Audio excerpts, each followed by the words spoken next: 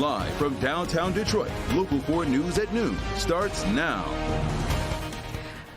We start the news at noon with another attempt to steal cars from a Detroit automaker. Video shows the smashed fences at the Jefferson North Assembly Plant.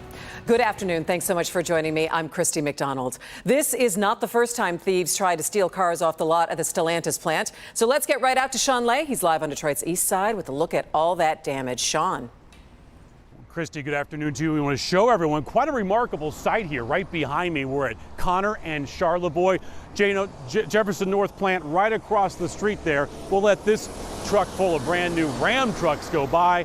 There's a new high-end Durango. It is all tangled up in the security fence right on the corner here. The security fence has been really brought down by that Durango in an attempted theft here, and then they put up a quick temporary fence while they investigate this and try to tow that Durango out of here. Now, a big tow truck just came and towed a second Durango that was right behind it, got caught up on that hill. So this was two Durangos, high-end Durangos here, the drivers getting in and stealing them, trying to steal them off the lot and trying to crash through the fence, only this time they were unsuccessful. We've been out here a lot over the last few years where thieves have been very successful crashing through gates and getting brand new vehicles off of this lot.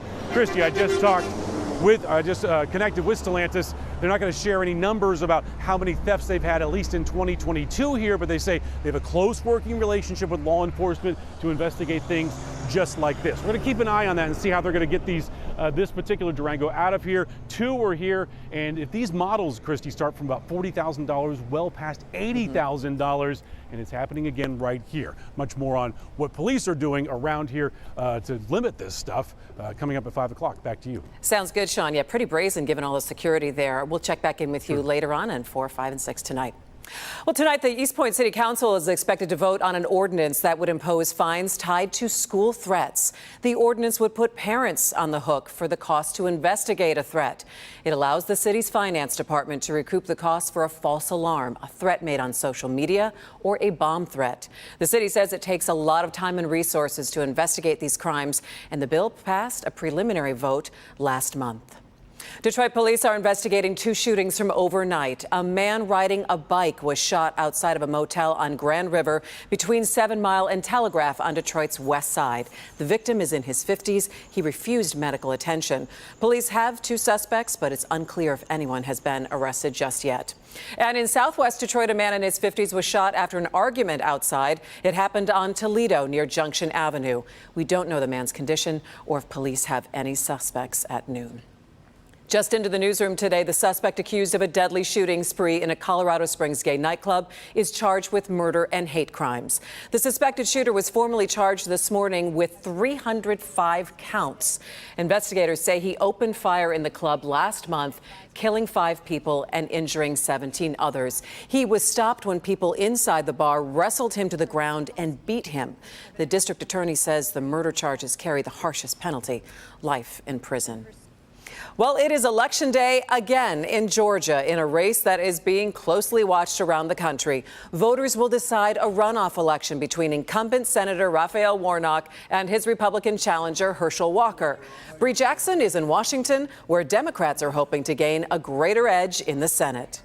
In their final pitches to voters, Herschel Walker painted Raphael Warnock as a rubber stamp, voting with President Biden 96% of the time. Raphael Warnock says Walker is unfit to serve. Voters returned to the polls today for Georgia's U.S. Senate runoff election between Democrat Raphael Warnock and his Republican challenger Herschel Walker. You got to get out and vote, because if you don't vote, you're going to get more Chuck Schumer and also President Biden. We know that he is unprepared. We know he's unqualified. He's unfit to represent the people of Georgia in the United States Senate. A record number of early voters have given the incumbent an edge. Walker, a newcomer to politics, is banking on turnout today to take the lead. This race has remained close despite multiple allegations against the former NFL football star, claiming he paid 2 former girlfriends to have abortions, accusations Walker denies. The fact that he came within a point of Warnock in the November election just tells you that that there are other things at play other than effectiveness or character or intelligence or whatever. It's a numbers game. Democrats now control the Senate with 50 seats. A Republican win in Georgia makes it an even split, giving the GOP a better chance to block President Biden's judicial picks and stop legislation. We have got to change the direction of this country. We cannot continue the path we're going down that Democrats and Joe Biden want to take us down, and Warnock's part of that. A Warnock win expands Democrats' majority to 51-49. Critical leverage to pushing President Biden's agenda forward. It really is critical because, look, all the things that Reverend Warnock has supported are things that the people of Georgia care a great deal about. Today, Georgia voters will decide which candidate will represent them in Washington. More than 1.8 million Georgians already voted, topping early voting records, so there is a lot of interest in this race. In Washington, I'm Bree Jackson for NBC News. And more news out of Washington. We have just learned the committee investigating the January 6th insurrection will make criminal referrals to the Department of Justice. The panel's chairman says the committee has not narrowed down who may be referred. The committee is expected to meet later today, and we will let you know when we know more. All right, turning now to your forewarned weather, a dry and chilly day out there as we take a live look at the big house in Ann Arbor. Ann Arbor is always a beautiful place. Brandon's tracking the possibility of rain and maybe even a couple snowflakes. What's the latest for us, Brandon?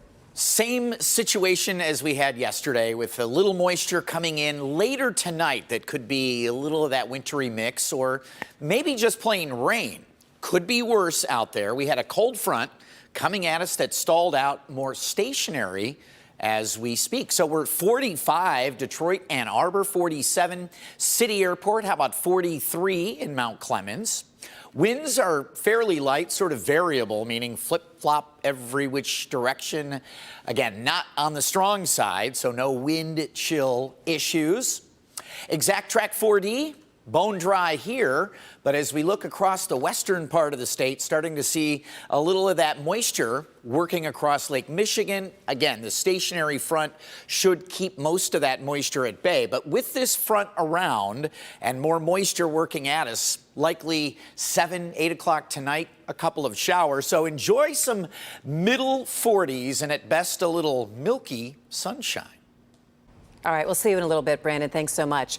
Organizers of a winter festival in Royal Oak say it will be back for a second year. Winter Blast is returning to the city's downtown and will be centered around the new ice rink there. It will be held for 3 days, February 3rd to February 5th, just in time for a lot of good winter weather. Nearly 80,000 people attended the inaugural event this year. Organizers think it will be even bigger next year. There will be live music, a zip line, a ski and snowboard experience, and food trucks, and probably heaters as well.